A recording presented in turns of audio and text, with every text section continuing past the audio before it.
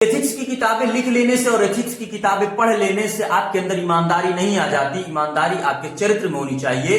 जो कभी यूपीएससी की मिसाल थे, आज इन्हीं के ऊपर भ्रष्टाचार के सवाल है। यह है आईएएस नागार्जुन बी गौड़ा, जिनके ऊपर 10 करोड़ घूस लेने का आरोप लगा है। दरअसल मध्य प्रदेश के हरदा जिले के एक एक्टिविस्ट हैं जिनका नाम है आनंद जाट। इन्होंने एक आरटीआई डाला और आरटीआई में यह आरोप लगाया कि आईएएस नागार्जुन बी गौड़ा ने 10 करोड़ रुपए पाथ इंडिया लिमिटेड कंपनी से घूस लिया है। पाथ इंडिया लिमिटेड कंपनी ने इंदौर बैठूल नेशनल हाईवे बनाने के लिए अवैध खनन करके उस इलाके को खाई में तब्दील कर दिया। इस कंपनी ने 19 अलग अलग खसरा नंबरों यानी कि 19 अलग अलग प्लॉट से 3,44,509 घन मीटर की अवैध खनन किया। उसके बाद ये दावा किया कि सड़क निर्माण के लिए ये खनन जरूरी था। उसके बाद वहां के लोकल लोगों ने 45 दिनों तक प्रोटेस्ट किया। उसके बाद इसकी जांच हुई और पाथ इंडिया लिमिटेड कंपनी पर 51,67,64,520 रुपए का जुर्माना ठोका गया। और जब जुर्माना ठोका गया तो हरदा के एडीएम थे प्रफुल्ल पगारे। उसके बाद प्रफुल्ल पगारे का ट्रांसफर हुआ और समय आया 2025 का और वहां के एडीएम बने नागार्जुन बी गौड़ा। उसके बाद नागार्जुन बी गौड़ा ने इसकी फिर से जांच की और इस जांच में